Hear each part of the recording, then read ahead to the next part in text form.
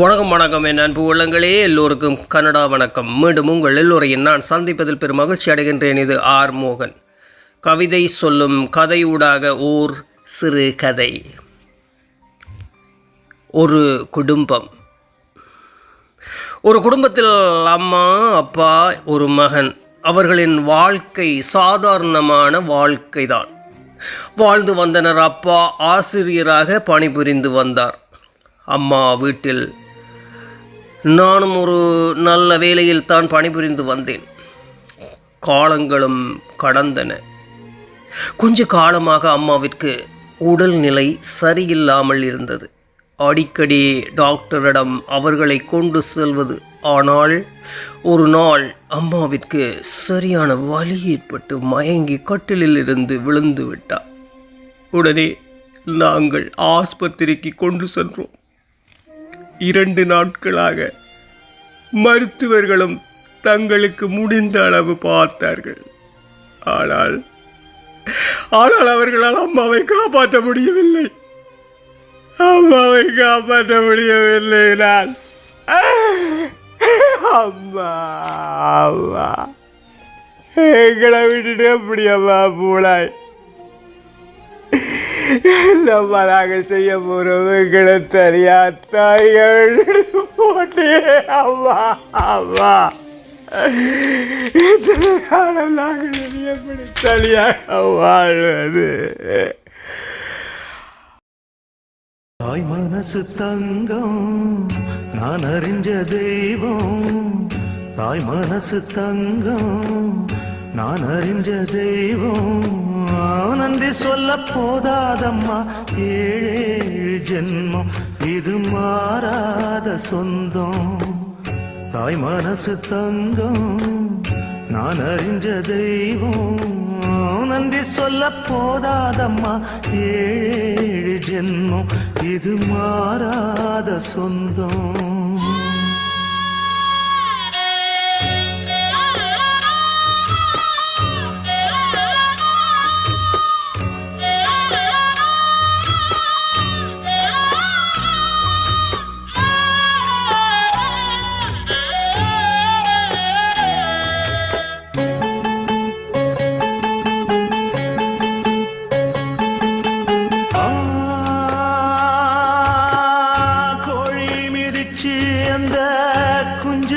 சேதமில்ல கோயில் கதவடைச்சா சாமி தூங்க போறதில்ல.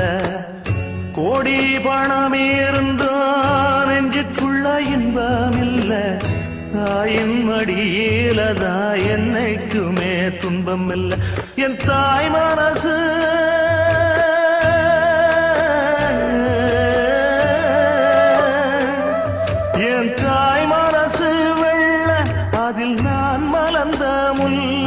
என் தாயாலதான் தொல்ல ஒரு காலத்திலும் இல்ல. அன்னமே அன்னை சொல்வேதமே சொல்லத்தான் ஒரு வார்த்த போதலையே. சொந்தந்தான் தாய விட்டு போகலியே. தாய் மனசு தங்கம் நான் அறிஞ்ச தெய்வம். நன்றி சொல்ல போதாதம்மா, 7 ஜென்மம் இது. அந்த வேதனையில் இருந்து எங்களால் மீண்டு வர முடியவில்லை. சிறு நாட்கள், வருடங்கள் ஓடியது. அப்பாவுக்கும் ஓய்வு எடுக்கும் காலம் வந்ததால் ஆசிரியர் தொழிலில் இருந்து ஓய்வு எடுத்து வீட்டோடு இருந்து விட்டார். அவருக்கு என்னை பற்றிய யோசனையில் ஒரு நாள் என்னை கூப்பிட்டு சொன்னார், எனக்கும் வயதாகிவிட்டது. எனக்கு ஒன்று நடந்தால் அம்மாவும் இல்லை. உனக்கு ஒரு கல்யாணம் செய்து வைச்சாதான் எனக்கு பெரிய நிம்மதி என்று சொல்லி பெருமூச்சு விட்டார் அப்பா.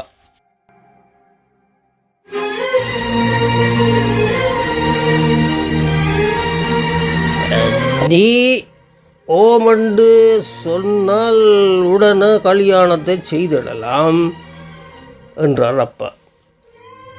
நானும் சரி என்று சொல்லிவிட்டேன். திருமணமும் நடந்து முடிந்தது. எல்லோரும் ஒன்றாக இருந்தோம். என் மனைவியும் வேலைக்கு போய் வருகின்றவா. ஒரு வருடத்திற்கு பின் எங்களுக்கு ஆண் குழந்தை பிறந்தார். எங்கள் வாழ்க்கை மகிழ்ச்சியாக ஓடிக்கொண்டு இருந்தது. ஆனாலும் சிறு சிறு பிரச்சனைகள் வந்தாலும் நான் அதை கண்டுகொள்வதில்லை. மகனும் வளர்ந்து பாடசாலைக்கு போகின்றார். இப்போது அப்பாவும் படுத்த படுக்கையாகிவிட்டார். இதனால் எனக்கும் மனைவிக்கும் தினமும் சண்டை. நான் வேலைக்கு போய் உங்க அப்பாவையும் பார்க்க முடியாது. அவரை வயது போன இடத்துக்கு கொண்டு போய் விடுங்க என்று சொன்னாள். எனக்கு எனக்கு என்ன செய்வதென்று தெரியவில்லை. ஒன்று இரவு சாப்பாடு போடும்போது பார்த்தேன். எங்களுக்கு வேறு சாப்பாடு தட்டும், அப்பாவிற்கு வேறு தட்டிலும் சாப்பாடு போட்டால் என் மனைவி. நான் அதை பார்த்து அதிர்ச்சி அடைந்தேன். ஏன் இப்படி அப்பாவுக்கு செய்கின்றாய் என்று. அதற்கு அவள், உங்க அப்பா துப்புரவில்லை அதுதான் என்றாள். இதை என் மகன் தினம் தினம் பார்த்து கொண்டு வருகிறான். ஒரு நாள் மகன் என்னிடம் கேட்டான்,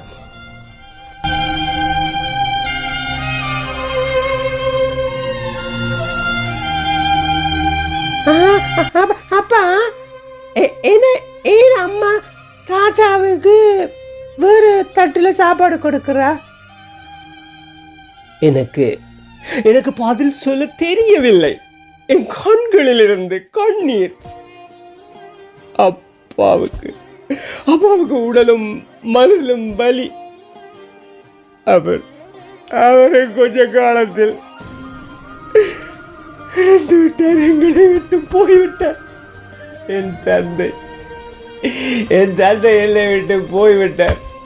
எவ்வளவு ஆசையாக ஆரம்பித்திருப்பார் குடும்பம். அந்த ஆசைகள் எல்லாத்தையும் விட்டு இப்போது தனியாக அவரும் போய்விட்டார். என்னை தவிக்க விட்டு 2 பேரும் போய்விட்டார்கள். ஐயோ கடவுளே, அப்பா அப்பா அப்பா. பாடல் அப்பா இருக்கும்போதே நேசிங்கள். அப்பா இறந்த பின் படத்தை மாட்டிவிட்டு அழுவதை விட இருக்கும்போதே நேசிங்கள். நெஞ்சுக்குள்ள கிடக்கு நீ இல்லாமத்தான் நானும் இங்க சந்தோஷமாயில்ல. வேதனைய சொன்னா இப்ப கண்ணீர் வரும் இல்ல. நீ இல்லாமத்தான் நானும் இங்க சந்தோஷமாயில்ல. வேதனைய சொன்னா இப்ப கண்ணீர் வரும் இல்ல. அப்பா ஒன்ன போல எந்த உறவும் எனக்கு இல்ல. ஓம் பாசத்துக்கும் மேல இங்க எதுவும் பெருசு இல்ல. அப்பா ஒன்ன போல எந்த உறவும் எனக்கு இல்ல. ஓம் பாசத்துக்கும் மேல இங்க எதுவும் பெருசு இல்ல. அம்போன்னு என்ன விட்டு எங்கே நீ போனாயப்பா. ஐயோன்னு ஒரு சனோ என்னையும் பாக்குதப்பா.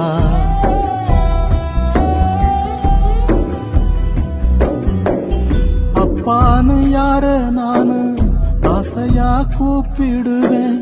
பக்கத்துல நீ இல்லையே எப்படி நான் சாப்பிடுவேன்.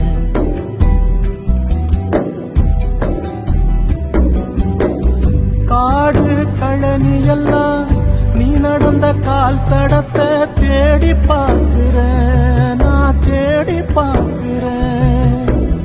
உன்னோட வேட்டி சட்டை தோளோர மல்லு துண்ட போட்டு பார்க்கிறேன். நான் போட்டு பார்க்கிறேன். தீராத பாசத்தை நான் உன் மேல வச்சிருக்க. யாரோட சொல்லாமத்தான் என்னோட வச்சுக்கிட்டேன்.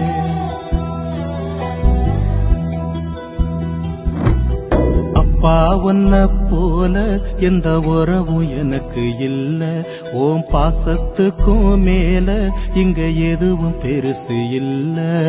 அப்பா உன்ன போல எந்த உறவும் எனக்கு இல்ல, ஓம் பாசத்துக்கும் மேல இங்க எதுவும் பெருசு இல்ல.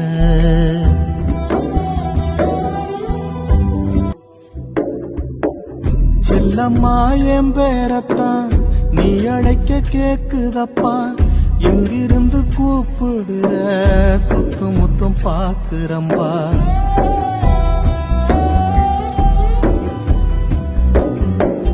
நீ போன காட்சி எல்லாம் நெஞ்ச விட்டு போகலையே, ஆண்டு பல ஆன பின்னும் என் மனசு ஆறலையே.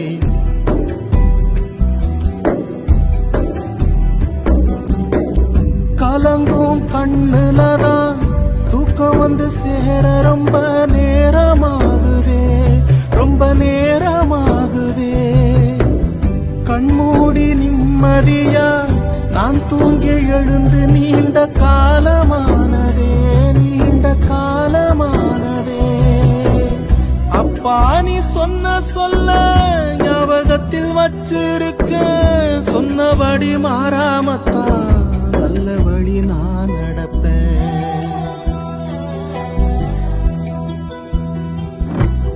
அப்பா உன்ன போல எந்த உறவும் எனக்கு இல்ல, ஓம் பாசத்துக்கும் மேல இங்க எதுவும் பெருசு இல்ல. உன்னுடைய முகந்தான் கண்ணுக்குள்ள இருக்கு, உன்னை பத்தி நினப்பு நெஞ்சுக்குள்ள கிடக்கு. நீ இல்லாமத்தான் நானும் இங்க சந்தோஷமாயில்ல, வேதனைய சொன்னா இப்ப கண்ணீர் வரும் இல்ல. நீ இல்லாமத்தான் நானும் இங்க சந்தோஷமாயில்ல, வேதனைய சொன்னா இப்ப கண்ணீர். காலங்களும் உருண்டு ஓடியது. மகனுக்கும் திருமணம் செய்து வைத்தோம். அவர்களுக்கும் 2 பிள்ளைகள் பிறந்தார்கள். எல்லோரும் ஒரே வீட்டில் வாழ்ந்து வந்தோம். ஒரு நாள் என் மகனுடன் மருமகள் கதைப்பது என் காதில் கேட்டது. இனி என்னால உங்களோட அப்பா அம்மாவை பார்க்க முடியாது. எங்களுக்கு 2 பிள்ளைகள், நானும் வேலைக்கு போறேன், நீங்களும் வேலையென்று ஓடுறீங்கள். நான் சொல்றத கொஞ்சம் கேளுங்க. அவர்களை எப்படியாவது வயோதிபர் இல்லத்தில் கொண்டு போய் விட்டுட்டு வாங்க. என்னால இனி பார்க்க முடியும்.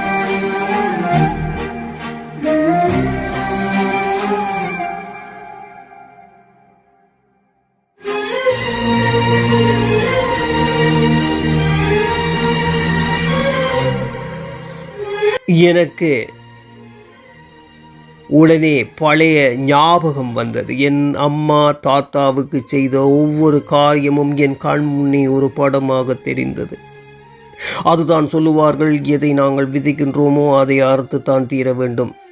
நல்லதை விதைத்தால் நல்லதே கிடைக்கும், தீமையை விதைத்தால் தீமையை அறுப்போம். பெற்றோர் வயது சென்ற காலங்களில் அவர்களை மதித்து அவர்களை கணம் பண்ணி அவர்களுக்கு செய்ய வேண்டியது எல்லாம் செய்து அவர்களை தள்ளி விடாதபடி செய்தால் உன் வாழ்நாள் ஆசீர்வாதமாக இருப்பாய். அதுதான் சொல்லுவார்கள், எதை நாங்கள் விதைக்கின்றோமோ அதை அறுத்துத்தான் தீர வேண்டும். நல்லதை விதைத்தால் நல்லதே கிடைக்கும், தீமையை விதைத்தால் தீமையை அறுப்போம். பெற்றோர் வயது சென்ற காலங்களில் அவர்களை மதித்து அவர்களை கணம் பண்ணி அவர்களுக்கு செய்ய வேண்டியது எல்லாம் செய்து அவர்களை தள்ளி விடாதபடி செய்தால் உன் வாழ் ஆசீர்வாதமாயிருப்பாய். நன்றி. ஆக்கம் பிரியமான ரசிகை. மீண்டும் அடுத்த கதையில் உங்களை சந்திக்கிறேன். நன்றியுடன் ஆர். மோகன்.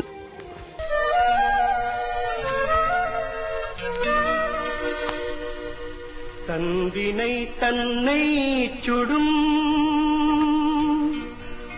தத்துவத்தில் தவறில்லை, ஊழ்வினை உன்னை தேடும் உருவத்தில் வருவதில்லை.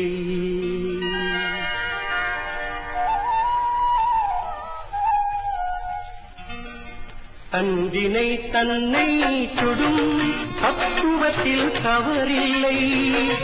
ஊழ்வினை உன்னை தேடும் உருவத்தில் வருவதில்லை.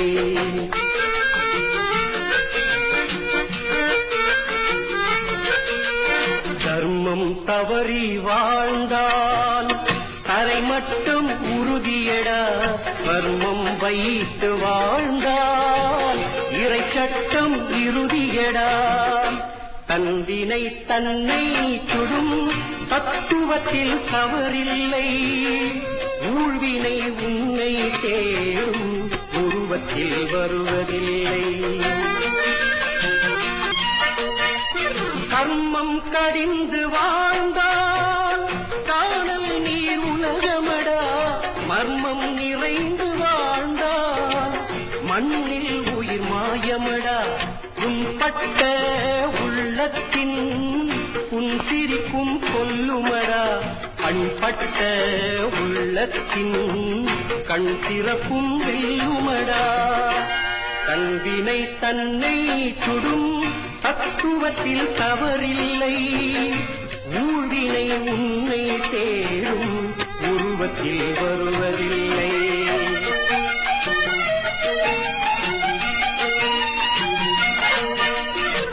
மனித குலம் தழைத்தாட மனதர்மம் தேவையடா. இனிது மனம் இணைந்தாட இறை தர்மம் தேவையடா. மனித உள்ளம் கள்ளம் கண்டா மாநிலமே நரகமடா. புனித உள்ளம் எவரும் கொண்டால் புவனமே சொர்க்கமடா. புவனமே சொர்க்கமடா.